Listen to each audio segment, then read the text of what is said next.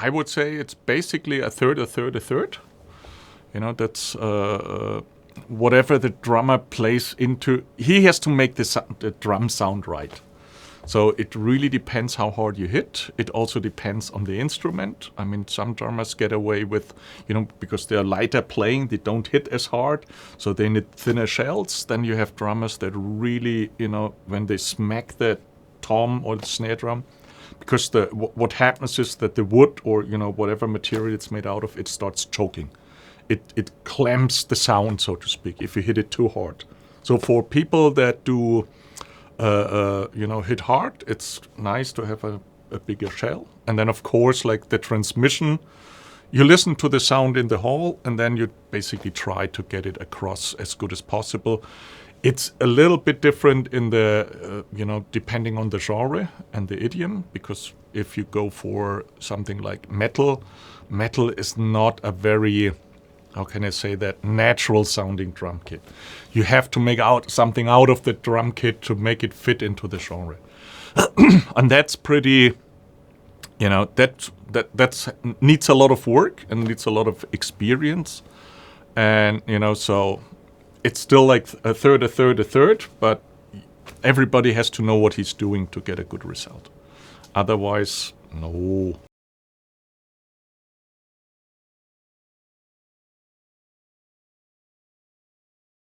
It's the sound, and it depends where you want to get the sound from. A lot of people, try to get the character of the drums out of the closed microphones, more or less. Which is, you need a lot of attack, because otherwise you won't cut through. You cannot make it as dull as rock and roll and stuff. But for me, it was always the interesting part, to create a sound out of a room that integrates into metal. And of course, like metal is like an arena idiom. It's not meant to be played dry in the cellar.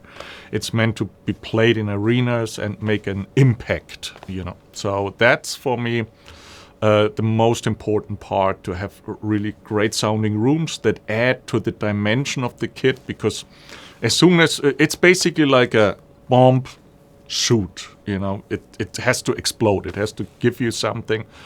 And so the character, I mean, there were different phases, obviously, in metal. And, people in the 70s, 80s did not have the luxury to have these big rooms. But there was other stuff that they did, and they made out of smaller rooms. They made stuff like, Bonhamish, whatever. I'm more for the bigger rooms. I mean, that's what makes me tick for metal drums. So, I never had that much fun recording metal drums in a small room.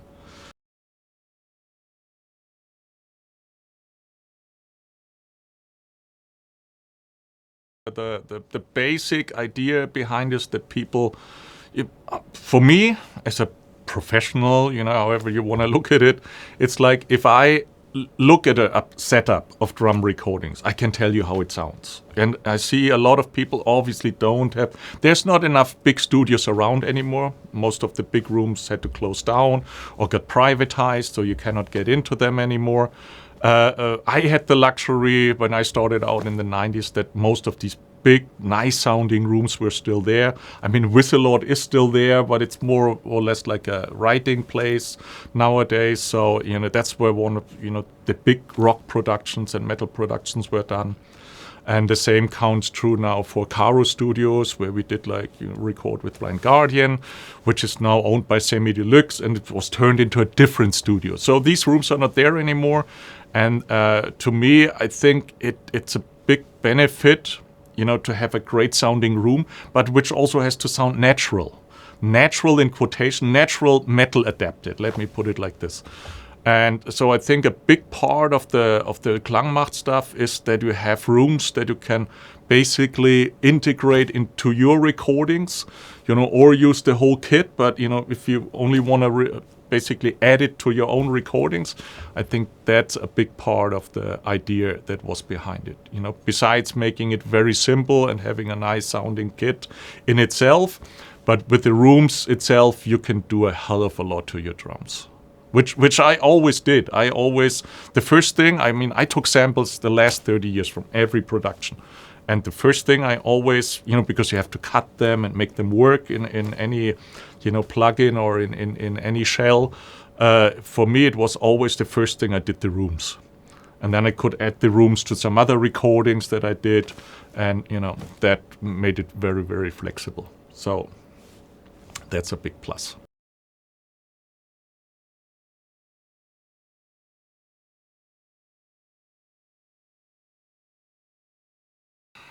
I mean, I never found any reverb actually that gave me a natural sounding room feeling. I would not know of any. I mean, of course there were like, the gated reverbs or the compressed reverbs or whatever, like, that added sound, but more as an effect. As a room sound, you cannot replace with any reverb. I don't know of any. If people know some, I would like to know too, but no, it doesn't work like that. It needs the best thing is to record it in the same room and have the dry sounds, match exactly what happens in the room microphones. And the second best is to place the room samples then into a recording. That works, but with only reverbs, I mean, I would not know how to do that. And I know a little bit of mixing drums, a little bit, just a little.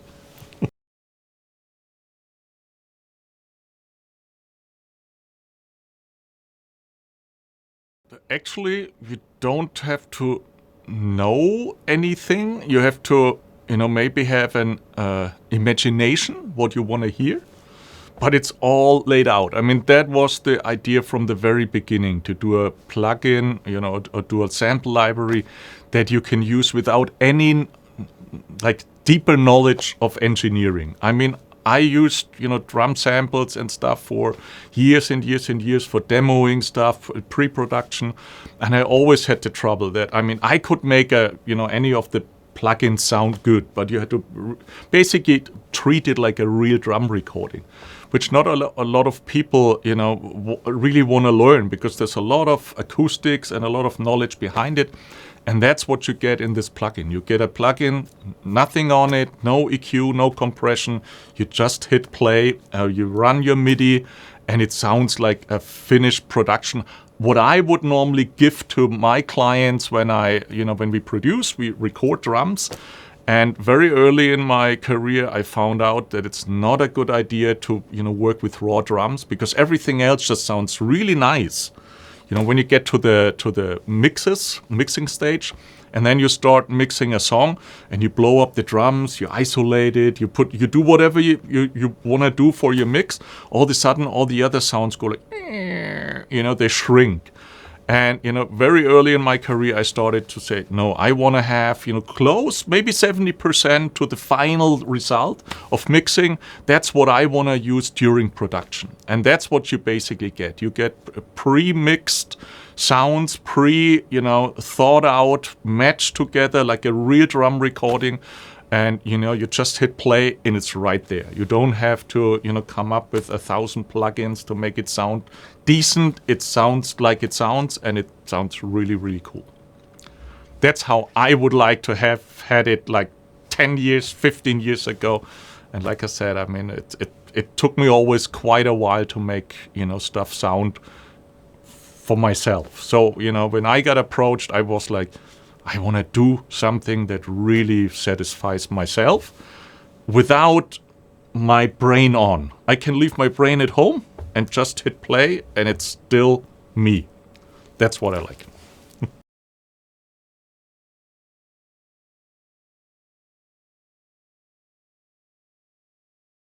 We put a lot of thought into, how to come up with a user interface that is easy enough to understand, but also has a lot of variation possibilities, and how to shape the sound. It's when you first start out, it's in the so-called easy mode, and it's really, I shouldn't say it, but it's more or less like drums for dummies. There's metal drums for dummies. You just hit play, and you go like, there's one wheel and you turn it, and there's some presets, but there's one preset which is called Blow Me Up, and that's exactly what it does. It adds more and more rooms and makes the whole dimension of the drum kit like rise up.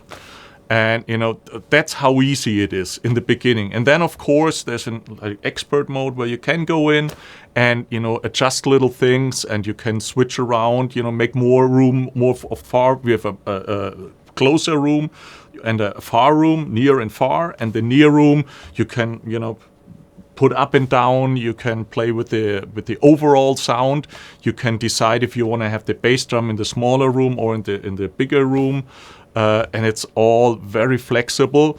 But in the beginning, I think you will be quite surprised when you just, take one wheel and you turn it, and it goes like from to that sounds great.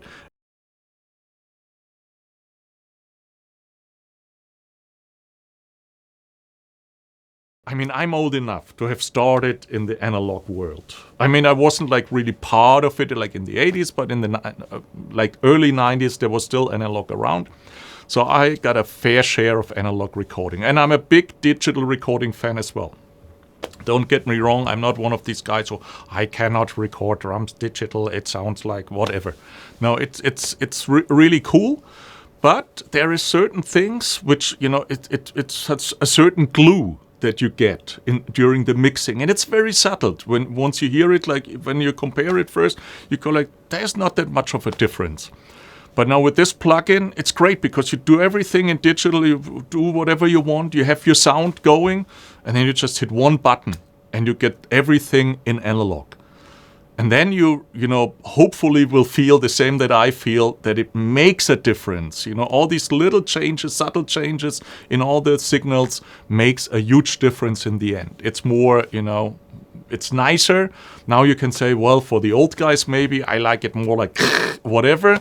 But you have that. And that was one of the things that, when we sat down, because it takes a lot of time to actually, do all the samples for that, because it gets parallel recorded. It's not like we record it and then just go with any plugin and make it sound like analog. No, it's recorded to a machine because you get the ghost tracks in between. So you get the sound that you normally would get if you would record analog. And, that's a really, really nice feature, which I really appreciated that the guys went through the hassle to work it out, how to do it with me, because that's, one of the big pluses for the older generation, maybe. But maybe I can, convince a couple of younger guys as well that, analog is not that bad, especially for like, metal and hard rock drums.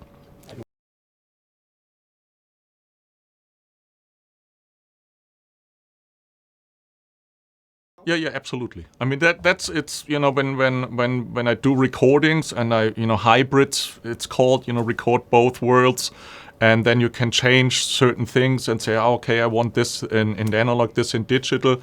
I mean, some stuff need it, some stuff don't. I mean, most of the stuff I've done in my career is like speed metal, which has a lot of transients.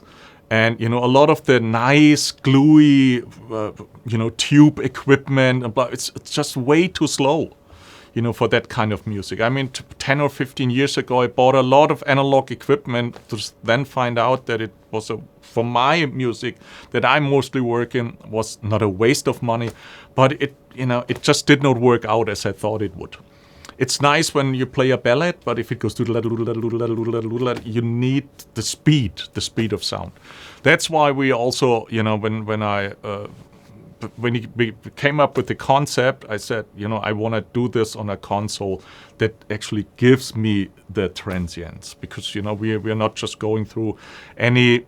I have special mic pre's that are used since 15 years, and it's always the same combination. There's slower microphones because they have a bigger membrane, and it's more, how you describe this, it's not as fast, and you run it into a fast mic pre, that's one combination. You run a fast microphone with a small and very light diaphragm into a very fast mic pre, you get an even faster signal. So that's already how I shape before I even record stuff.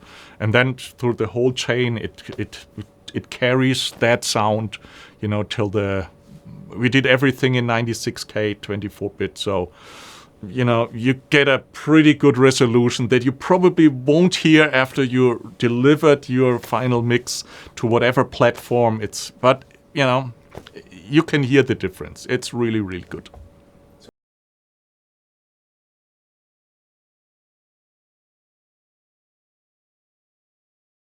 No, that was the idea, to give, to the user basically a finished drum kit.